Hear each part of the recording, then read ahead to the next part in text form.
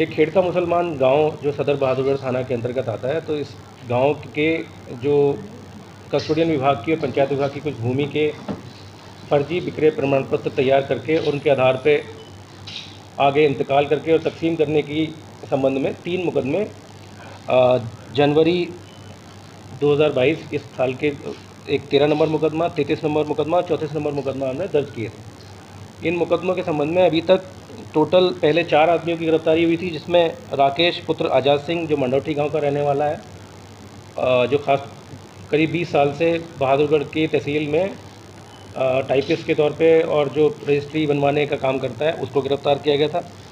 इसके अलावा एक पूर्ण सिंह नाम का आदमी जो कि राकेश का जानने वाला था, ड्राइवर का भी काम करता था और उसके राकेश का रिश्तेदार भी है।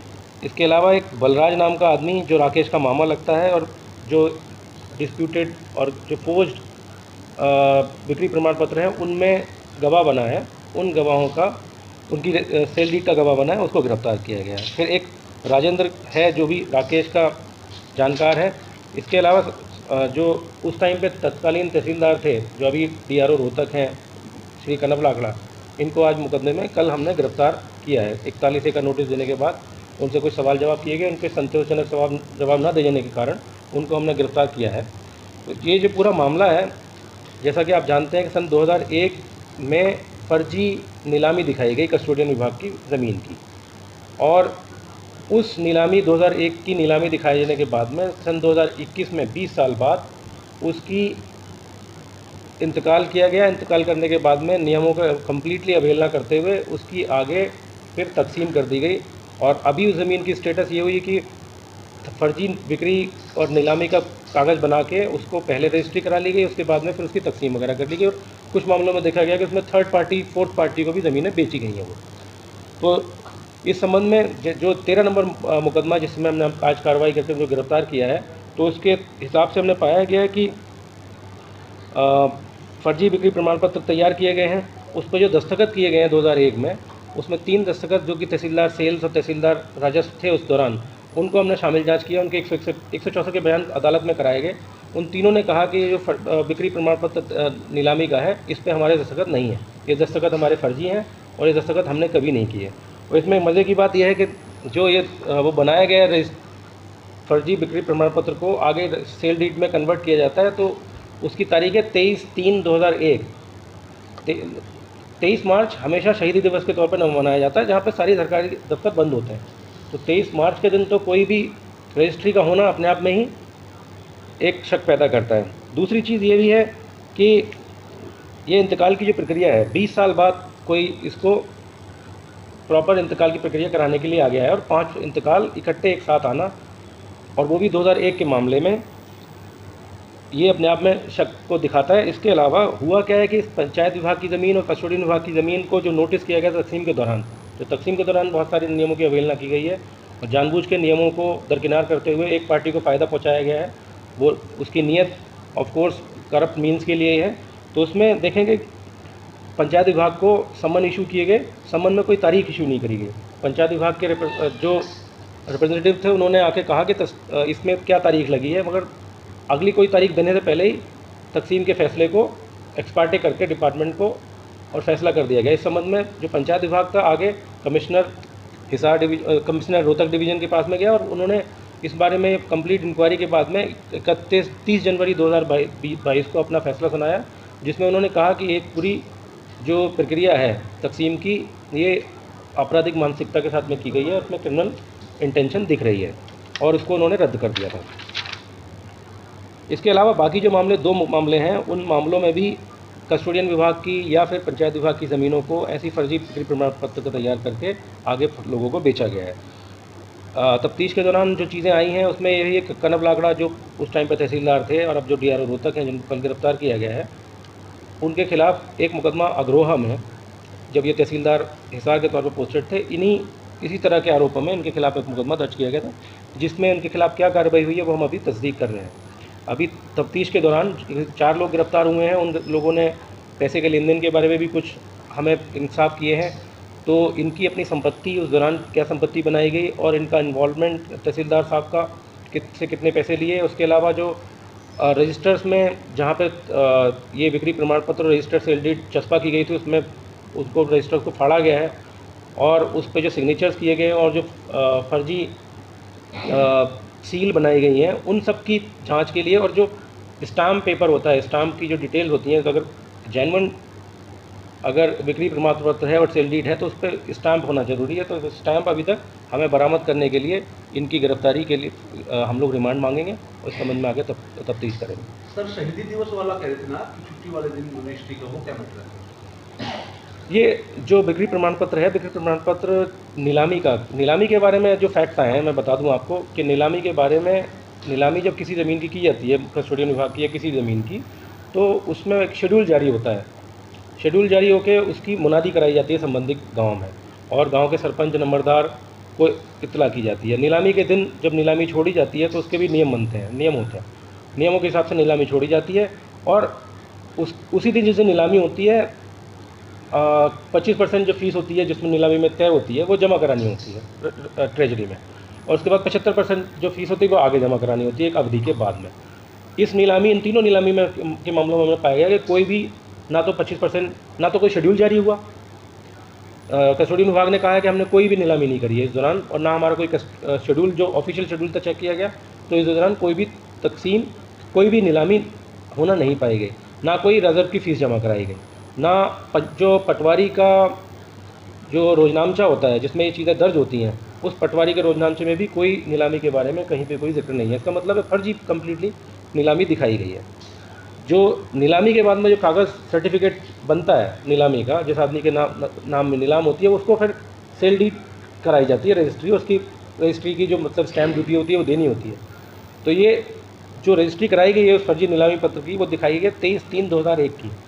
हम लोग जानते हैं भारत में मतलब शहीदी दिवस अब पहले से ही एक शहीदी दिवस जो है गजटेड हॉलीडे होता है, उस दिन कोई भी सरकारी दफ्तर नहीं खुलता।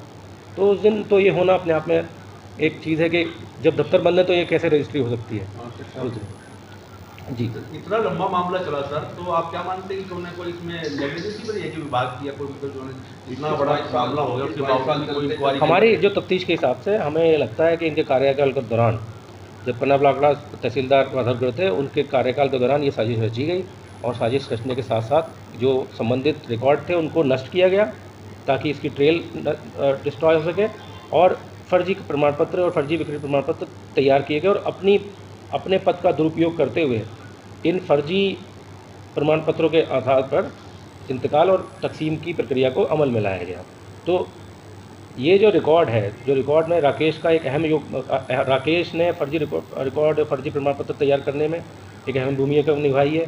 और इसके संबंध में जो रिकॉर्ड रूम है, आपको पता होगा कि जून 2021 में यहाँ पे रिकॉर्ड रूम में आगजनी हुई थी। तो हम इस मामले से जुड़ा हुआ देख रहे हैं, और इसके बारे में भी तहसीलदार साहब से जो अब DRO रोहतक है उनसे पूछताछ करी जानी आवश्यक है कि उसमें रिकॉर्ड रूम में आग कैसे लगी थी। क्योंकि इसमें इस केस के संबंधित जो रिकॉर्ड था वो नष्ट पाया गया था। तो ये मामला हम उससे जुड़ा हुआ देख रहे हैं, और उम्मीद है कि इससे उसकी कड़ी भी खुलेगी।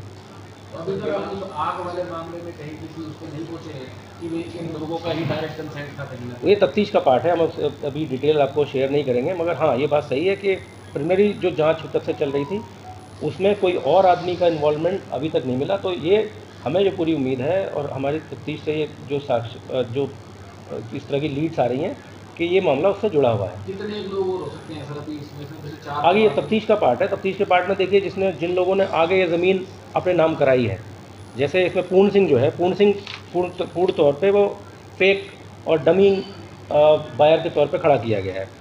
आगे जो मतलब रजिस्ट्री जिसके नाम पे की गई है, जैसे एक मामले में किस आदमी के नाम की गई है, रजिस्ट्री में कागजात में दिखाया गया कि 61 लाख रुपए की ज़मीन खरीदी है उन्होंने, और 61 लाख रुपए उन्होंने चेक के माध्यम से, चेक का नंबर भी शेयर किया हुआ है, उसमें जो रजिस्ट्री में चेक का नंबर मेंशन है, परंतु कोई भी चेक वो इनकैश नहीं हुआ है, ना ऐसा कोई चेक इशू हुआ है, वो ट्रांजैक्शन नहीं हुआ है।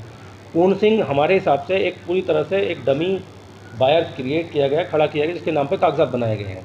और बाकी जो लोग हैं आगे जिन्होंने जब ज़मीनें खरीदी हैं, क्या वो इसके स्पॉन्सर थे, उन्होंने पैसा दे के ये सारी चीज़ें कराई हैं, और इसमें तहसीलदार साहब का रोल जो उनके कागजात बनवाने में है, आगे उसको नियमों की कम्प्लीटली दरकिनार और अवहेलना करते हुए उसको इंतकाल करने और उसको तकसीम करने में है। तो इस सब चीज़ की तफ्तीश में आगे तीनों मुकदमों को हम साथ लेके चल रहे हैं। सर ये टोटल सर कोई पॉलिटिकल कनेक्शन है इन लोगों का? नहीं, ऐसा कोई पॉलिटिकल कनेक्शन की कोई बात नहीं है तफ्तीश में, क्योंकि देखिए इकोनॉमिक ऑफेंस के जो मामले होते हैं वो कॉम्प्लेक्स मामले होते हैं और उसमें लोग जब इस तरह का कार्रवाई करते हैं, इस तरह की जब भ्रष्टाचार होता है तो उसके पीछे बहुत सारी तैयारियां करते हैं। तो डॉक्यूमेंट्स को नष्ट करना, रिकॉर्ड को नष्ट करना, उसके संबंध में उस डॉक्यूमेंट जो नष्ट हुआ रिकॉर्ड है उसको हमें सबूत के तौर पे इकट्ठा करना और ऐसे रिकॉर्ड जनरेट करना, उसमें टाइम लगता है। इसलिए इस मामले को हम स्लो करके एक SIT के माध्यम से हम लोग आहिस्ता आहिस्ता बना के मामले में चल रहे हैं। एक मामले में जो हमने पाया है कि अभी उसमें मुकदमा दर्ज नहीं हुआ है, वो भी एक मामले में फर्जी बिक्री प्रमाण पत्र दिखाया गया है। हम संबंधित विभाग को लिख रहे हैं कि इस बारे में कोई गवाह बने और मुकदमा दर्ज किया जाए। सर ये कितने एकड़ जमीन का मामला है? ये करीब 42 कैनाल और 9 मरले ज़मीन का मामला है। करीब 5 एकड़ से ऊपर की ज़मीन है जो कि प्राइम लैंड है इस समय। जी, इस मामले में जमीन काफ़ी है इस इलाके में, और भी इस तरह के फर्जीवाड़ों की चर्चा है, तो क्या पुलिस की जांच विस्तार लेगी उन मामलों में? जहाँ तक हमारा मामला है कि हम इन जो हमें ये फर्जी प्रमाण पत्र कंप्लेंट्स के माध्यम से हमारी नॉलेज में आए थे, परंतु आप जैसे जानते हैं कि जब से ये कमिश्नर हिसार डिवीज़न ने इस मामले में फैसला लिया है तो उपायुक्त झज्जर के द्वारा भी इस बारे में जांच की जा रही है और जैसे जैसे तथ्य हमारे नॉलेज में आएंगे हम संबंधित राजस्व विभाग को इस बारे में इत्तला करेंगे कि इस बारे में कार्रवाई की जाए और इसकी फर्दर जाँच करने की आवश्यकता है। सर ये कहने का मतलब तो पूरी स्क्रिप्ट तैयार की गई है कनब लाखड़ा की, बहादुरगढ़ रहने के दौरान ही पूरे पेपर बैकडेट के तैयार किए गए, सारी चीज़ें वही की गई तैयार करें। अभी तक की पूछताछ में यही आया कि 2021 से ये जब यहाँ पे पदस्थापित थे उसके समय ही ये कार्रवाई स्टार्ट हुई है। जो भी स्टैम्प पेपर पुराने वगैरह हैं सर, उन पे डेट्स करंट की हैं, वैसे स्टैम्प पेपर लेके डेट भी पुरानी मेंशन की गई है। डेट्स में भी फ़र्क है क्योंकि आप जो रजिस्टर संबंधित सीरियल रजिस्टर है उस सीरियल रजिस्टर में कुछ पार्ट को फाड़ा गया है ताकि उसकी डेट्स वगैरह और वो ओरिजिनल रजिस्ट्री किसके नाम में है वो रिकॉर्ड पे ना आ पाए। तो हमने इस संबंध में राजस्व विभाग को लिखा है कि जो नंबर इनका रजिस्टर सेल डीड का दिया गया है ये फर्जी है। जो असली रजिस्ट्री किसके नाम में हुई है, उसने कितनी स्टैम्प ड्यूटी पे करी है, उसके बारे में हमने राजस्व विभाग को लिखा है। अभी हमें उससे वहाँ पर रिकॉर्ड में मिल नहीं पाया है। तो ये तो ओरिजिनल अल्टीमेटली जो रजिस्ट्री ओरिजिनल जैसे जो नंबर है रजिस्ट्री के, उन नंबर की ओरिजिनल रजिस्ट्री किसके नाम में हुई है वो रिकॉर्ड हमको डबल मिसमैच हो रहे हैं तो नेचुरल कभी ना कभी उन लोगों को बिल्कुल। तो ये कमिश्नर रोहतक के जजमेंट के बाद ही मतलब भागदौड़ हुई? नहीं, ये मुकदमा उनकी उससे पहले ही दर्ज हो चुका है। कमिश्नर रोहतक ने अपना फैसला 30 जनवरी 2022 को सुनाया है, परंतु इस संबंध में पहली हमने मुकदमा दर्ज किया है वो 20 जनवरी को किया है, दूसरा 28 जनवरी को और तीसरा 28 जनवरी को। मतलब इसमें हम 28 फरवरी को, मतलब इसका मतलब पहले मुकदमा हमने कर लिए थे। कंप्लेंट मिलने के बाद हमने प्रिलिमिनरी जांच करी और प्रिलिमिनरी जांच करने के बारे में हमने 3 मुकदमे दर्ज किए थे। हमें अभी भी एक प्रिलिमिनरी जांच में पाया गया कि एक मामले में फर्जी SI बिक्री प्रमाण पत्र है मगर उस संबंध में कोई कंप्लेनेंट नहीं है। तो हमने संबंधित विभाग को लिख रहे हैं इस संबंध में कंप्लेंट दर्ज कराने के लिए। प्राइमरली जो आपने पूछा था कनब जी कोऑपरेट कर रहे हैं या अभी वो, क्योंकि कल उनको शाम को गिरफ्तार किया गया, हमने मतलब उनको 41A का नोटिस दिया था और उनसे सवाल पूछे गए थे, उन्होंने सवाल को कुछ संतोषजनक जवाब नहीं दिए। इस संबंध में गिरफ्तार करके आज उनको रिमांड के लिए अदालत में पेश किया जाएगा और बहादुरगढ़ में, और उनकी रिमांड ली जाएगी और रिमांड के दौरान उनसे और पूछताछ की जाएगी आगे जो तफ्तीश की चीज़ें हैं उसके बाद। कहाँ से